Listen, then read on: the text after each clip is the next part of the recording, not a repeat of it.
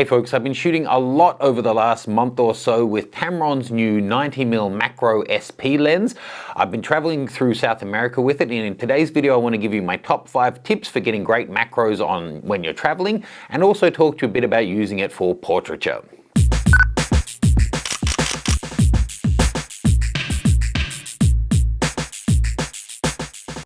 First of all, let's talk a little bit about what is a true macro lens and how that varies from a close-up lens and what some of the implications are. So when you look through a spec sheet of a lens, you'll see a reproduction ratio, and that's basically a product of what the focal length is, like a 50mm, a 90mm, a 200mm, and how close it will let you focus. Now, a true macro lens gets to 1-to-1 reproduction. Now, what that means is that something that is 1 centimeter in real life will be replicated at 1 centimeter in size on your camera's sensor.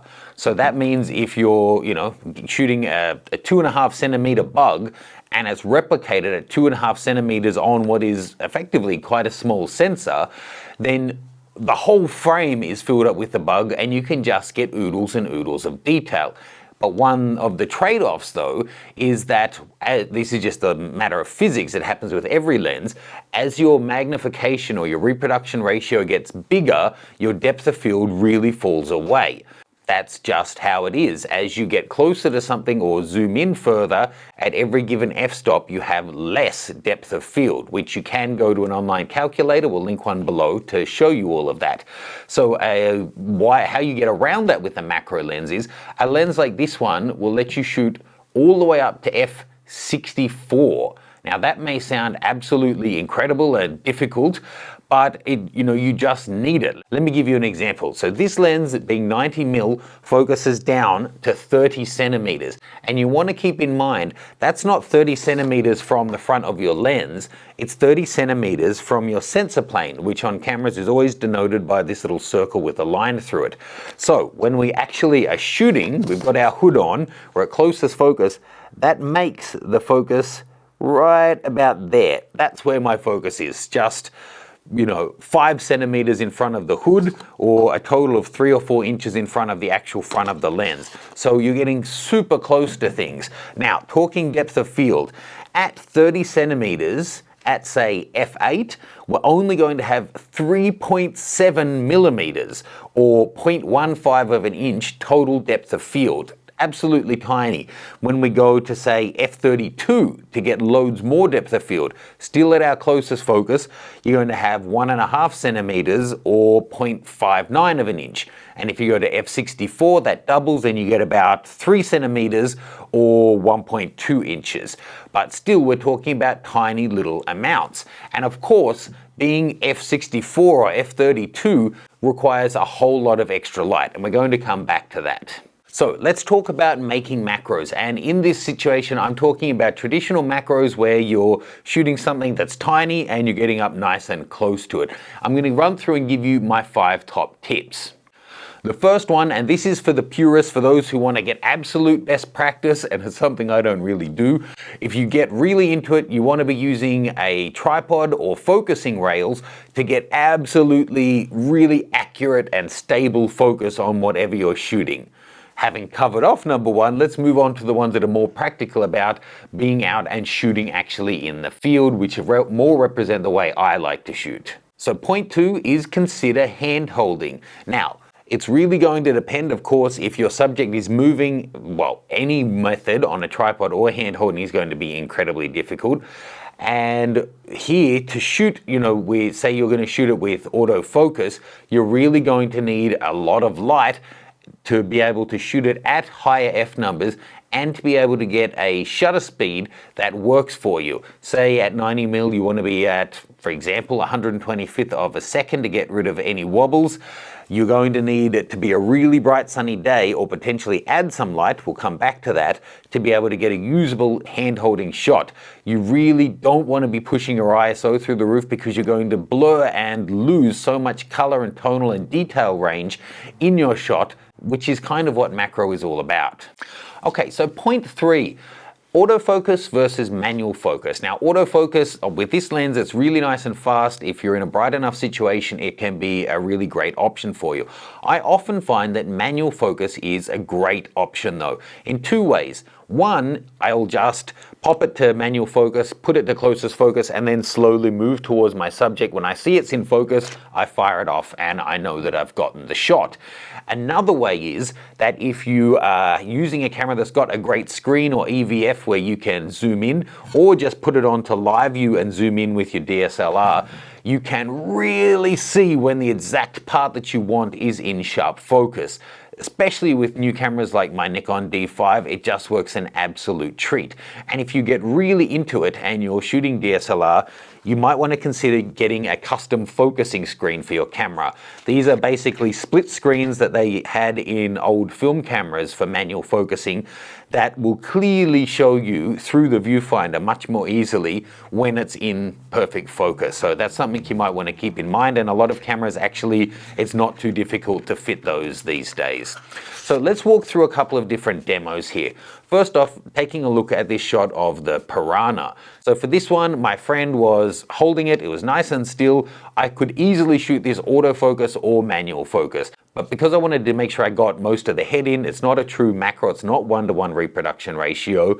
And I just fired this away with autofocus. Now this one, you might think is a good one to get in really close slowly. That's actually a Brazilian wandering spider. They're hugely dangerous and terrifying. You can Google what they do to you before you die if they bite you. In that part of the jungle, if you're bitten, it's just a death sentence, and they have the biggest fangs of any spider. They'll bite through your shoe and your big toenail to deliver their venom.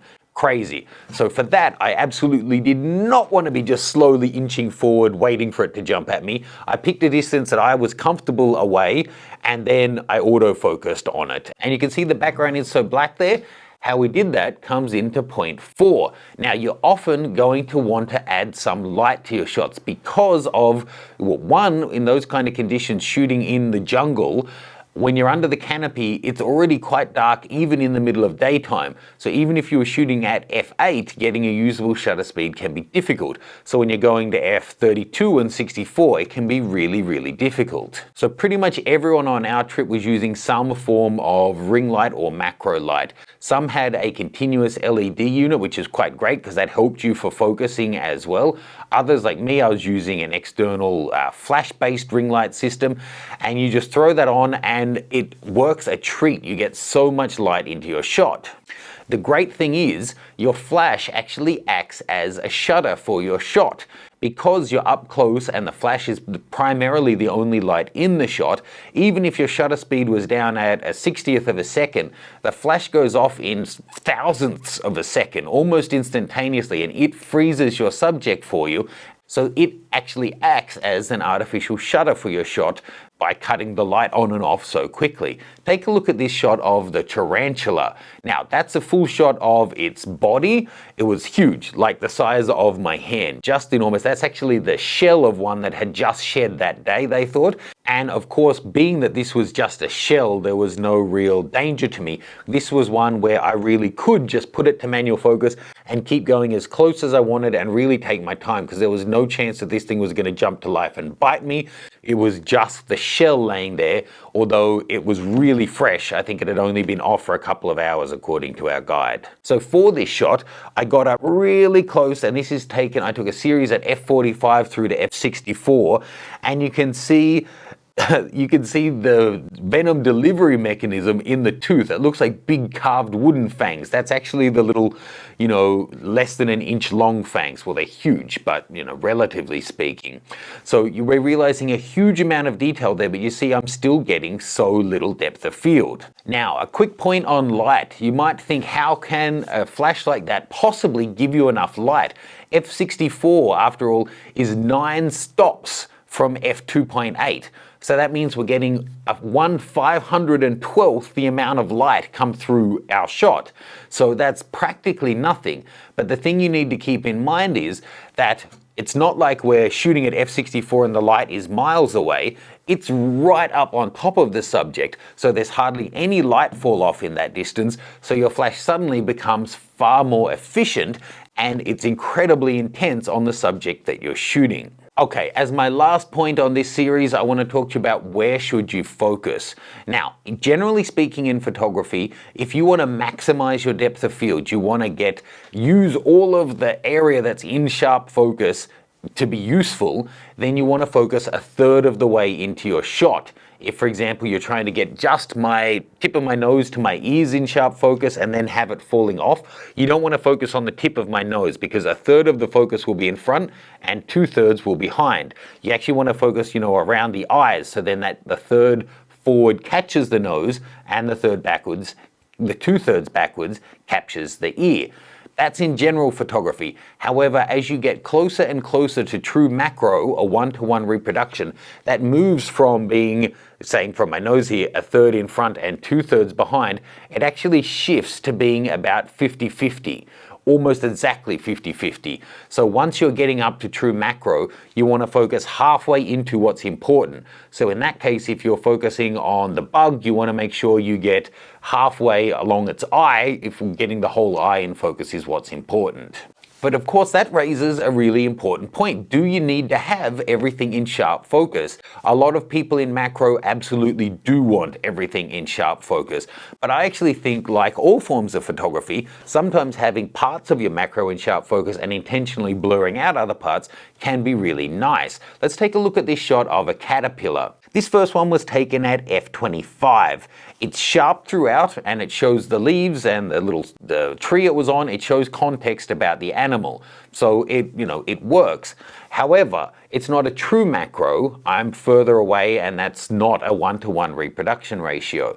I wanted to get a different vantage point on it and really focus in on its head and all of the little sticky bits that it has coming off it. So I changed the angle, got in much closer, and for this one, even though by being closer I'm getting a shallower depth of field, I actually dropped my aperture from f25 down to like f20, and here I'm just getting the head in and blurring out all of that background. And a cool thing that you want to keep in mind about the fall off of light is, by having the light right up on top of our bug, it gets lit intensely, but just 5 centimeters behind that, the light falls off a huge amount and will go dark, like the shot of that Brazilian wandering spider.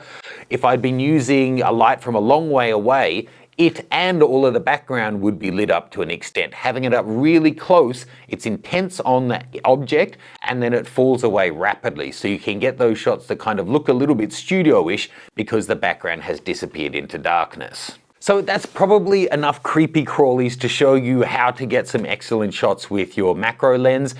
I've used all the different generations of the Tamron macros, and this one is an obvious step forward. The image quality is just fantastic, the build quality is fantastic, and the autofocus is working the best out of any of them. Now, a lot of people like to use their macro lenses for portraiture. Of course, it's a 90mm 2.8 when you're shooting at those kind of portrait lengths. So there's fantastic opportunity there to get nice soft bokeh, and the fact that this is made to be super sharp can be great. Let me talk you through a little bit of my recent shoot with Kay. In this kind of environment, you really just need to think of this as a 90mm 2.8. Forget the fact that it's a macro. It's fast to focus.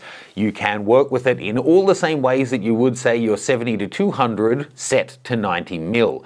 And you do realize a huge amount of information. I have to say, some people find this being so sharp is too much detail, that they find having all of that detail in the face and skin and pores and hair can be too much. I personally don't feel that. I want all the detail I can possibly get. I can edit it out if I want to. Generally I don't though, because what other people see as flaws or imperfections, I actually see as just interesting things about the person. So I want to see every little hair follicle in their eyelashes. I would love to see skin pores in my shots. And still, being a 2.8, I'm able to get a nice blurred out background. Let's just take another look at some of those portraits. All of these are backlit. Now, backlit portraits are difficult and you often result in a lack of contrast, but you can see the design and codings in this 90mm macro are working beautifully to retain all of that detail. So if you haven't tried them out yet, check out Tamron's new range of SP lenses. I've been working with Tamron for years. They're 15 to 30, 24 to 70, 70 to 200, and now they've got their primes 35, 45, 85, and now the 90mm macro. They've really taken their game up a level. And this one, I think, in terms of bang for buck as a macro lens, it really is hard to beat. The results I've been getting with it, I'm really happy with, and it just works. Whether I'm shooting in studio or in the hotel with Kay, or literally in the jungle or in a swamp out on the road, never had an issue of it not being able to focus or the shots coming up looking a little bit mushy or anything like that. It does what it's supposed to do. Leave me any questions or comments that you might have and suggestions for other videos you'd like to see made. Maybe there's some more top 5 tips on different genres of photography you'd like, and I'll see you soon.